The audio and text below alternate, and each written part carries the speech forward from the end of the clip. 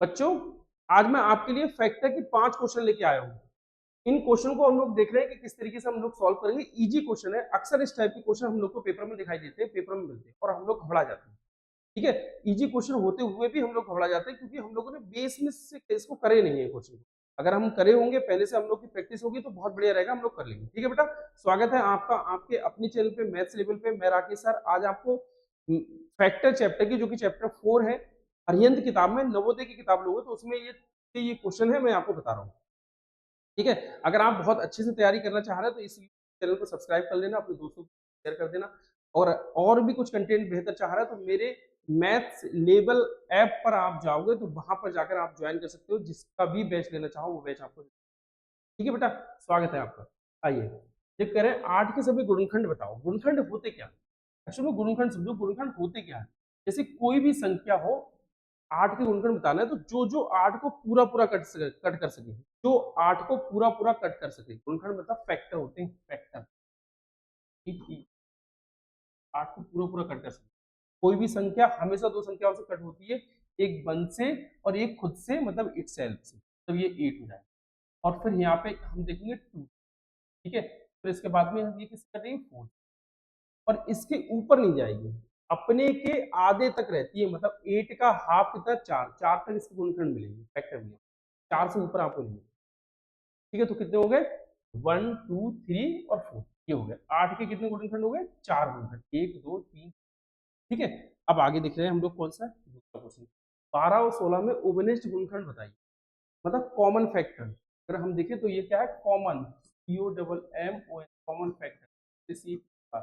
Common factors हमको छांटने, common क्या है। जैसे अगर मैं 12 के गुणनखंड निकालूं, समझो मैंने गुणनखंड अभी आपको बताया, गुणनखंड वो संख्या होती है जो जिस दी गई संख्या को पूरी पूरी तरीके से विभाजित करे, कोई भी रिमाइंडर ना आए। रिमाइंडर मतलब शेष फल, ऐसा समझ लो। जैसे अगर मैं एक 12 को देखूं तो ये 12, एक और 12 से तो कट ही रहा है, इसके बाद 3 से कट रहा है, फिर 4 से कट रहा है, फिर 6 से कट रहा है, इसके अलावा 2 से भी कट रहा है भैया। पीछे वाला क्या 2 से कट रहा था, 8, हाँ 2 4 ले ली थी।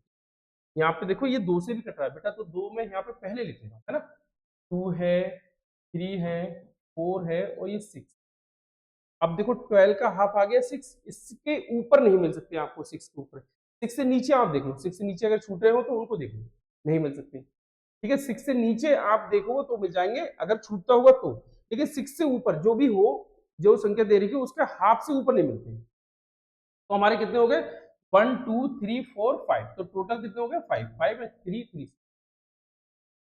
3 और 3 6 है टोटल। ओवेनेस्ट बताया है भाई, ओवेनेस्ट मतलब 16। देखो 16 में क्या 1 और 16 हो जाएगा, बाद 2, फिर हमारा 4, फिर हमारा क्या 2 हो जाएगा, 4 हो जाएगा, फिर 8।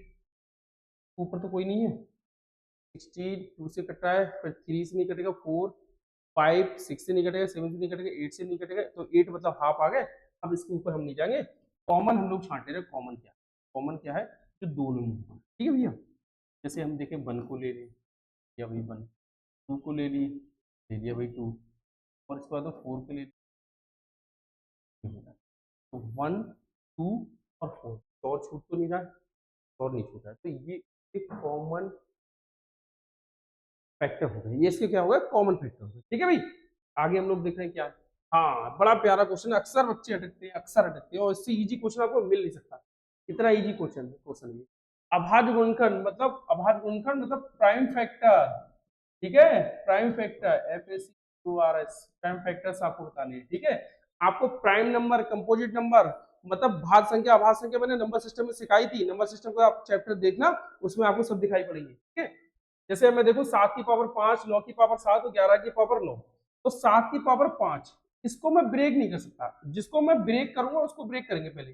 जैसे 9 की पावर 7, इसको हम ब्रेक कर सकते हैं, ये क्या हुआ 3 इंटू 3 में कर सकते हैं, तो इसको मैं क्या करूंगा 3 इंटू 3, तो ये 7, ये 7, और यहाँ पे क्या है 11, तो 11 की पावर 9। ठीक है, अभाज्य गुणनखंड आपके कौन कौन से जाएंगे। अब देखो ये किसी में हम फैक्टर नहीं कर सकते, अब इनको ब्रेक नहीं कर सकते, तो ऊपर जो पावर है उनको जोड़ दो।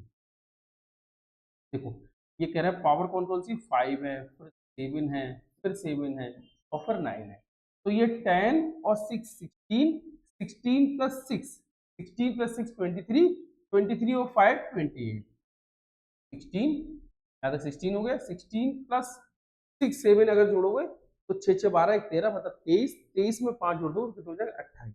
तो कुल आपके टोटल आपके फैक्टर अभाज्य मतलब प्राइम फैक्टर हमारे कितने हो गए 28। इसको ध्यान रखना। इसी तरीके से एक क्वेश्चन आप लोग को दूं 3 की पावर 4 पावर 2 और 4 की पावर 3 कुल कितने अभाज्य गुणनखंड होंगे बताना। मैं भी देखूं आंसर चेक करूं। 25 से छोटे 3 के गुणजों की संख्या बताओ।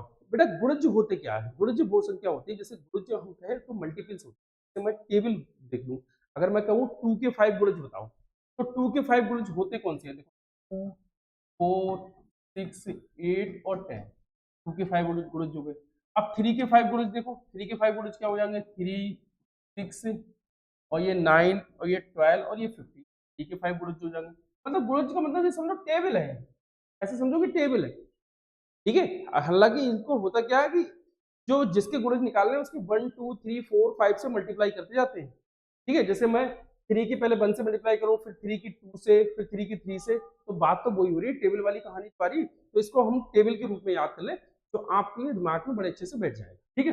अब बात करें इसके 25 के छोटे गुणज, 25 से छोटे 3 गुणज कौन कौन से हो जाए? तो 25 से छोटे 3 के गुणजों की संख्या क्या होगी? तो देखो 3 6 9 12 15 और 18 इस और ये कितना हो जाएगा 24। ये 3 से वो 25 से छोटी तो है 1 2 3 4 5 6 7 8 हो जाएंगे 8। हमारा आंसर कितना हो जाएगा 8 हमारा आंसर, ठीक है। तो काउंट कर लेना, 4 ये हो जाएंगे और 4 ये 8, ठीक है भैया। आगे हम लोग देखें भाई कौन सा क्वेश्चन है, प्रत्येक विषम संख्या का गुणनखंड क्या होगा? तो विषम संख्या का गुणनखंड अगर हम देखें, प्रत्येक विषम संख्या का गुणनखंड क्या होता है? 1 होता है। तब विषम संख्या का गुणनखंड क्या होगा? 1, ठीक है। 3 का गुणनखंड क्या होगा? तो एक हर किसी में देखो तो कॉमन मिलेगा, ठीक। आगे हो गया भैया, अच्छा ये आगे वाले ठीक, ठीक बेटा। ये थे आपके 5 क्वेश्चन और इससे पहले मैंने आपको पूरी वीडियो दे रखी थी, पीछे बस थोड़ा सा आपको देखना पड़ेगा अपने चैनल पे जाके, और पीछे इसकी वीडियो दे रखी होगी।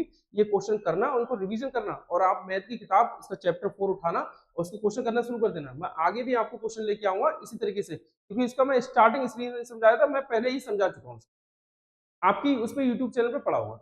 अगर बच्चे कमेंट्स करेंगे तो मैं वो भी समझा दूंगा, ठीक है भी। ओके बेटा, बाय।